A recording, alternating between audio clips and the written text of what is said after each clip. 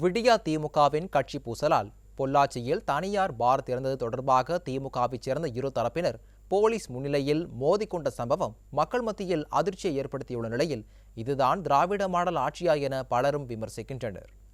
கோவை மாவட்டம் பொள்ளாச்சி ஏடிஎஸ் ரோடில் அரசு மதுபான கடையும் இதன் அருகே தனியாருக்கு சொந்தமான பாரும் செயல்பட்டு வந்த நிலையில் லைசன்ஸ் பிரச்சனையால் சமீபத்தில் மூடப்பட்டது. இது தொடர்பாக திமுகவைச் சேர்ந்த ஒரு தரப்பினர் நீதிமன்றத்தில் வழக்கு தொடுத்துள்ள நிலையில் திமுகவைச் சேர்ந்த மற்றொரு தரப்பினர் பாரின் பூட்டை உடைத்து கதவை திறந்துள்ளனர். இதனை அறிந்த திமுகவைச் சேர்ந்த மற்றொரு தரப்பினர் போலீசார் முன்னிலையில் கடும் வாக்குவாதத்தில் ஈடுபட்டனர். திமுகவைச் சேர்ந்த இரு தரப்பினருக்கு இடையே ஏற்பட்ட உச்சக்கட்ட கோஷ்டி மோதலால் அங்கு பரபரப்பு நிலவியது.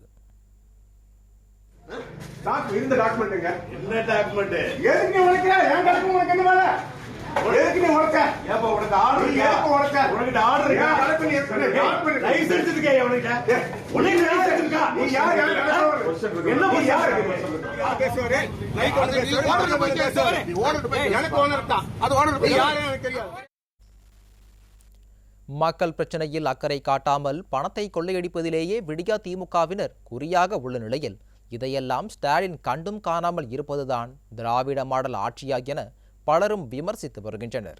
இதைத்தான் திராணி இல்லாத பொம்மை முதலமைச்சர் என எதிர்க்கட்சித் தலைவர் எடப்பாடி கே. பழனிசாமி மீண்டும் மீண்டும் வலியுறுத்தி வருகிறார்.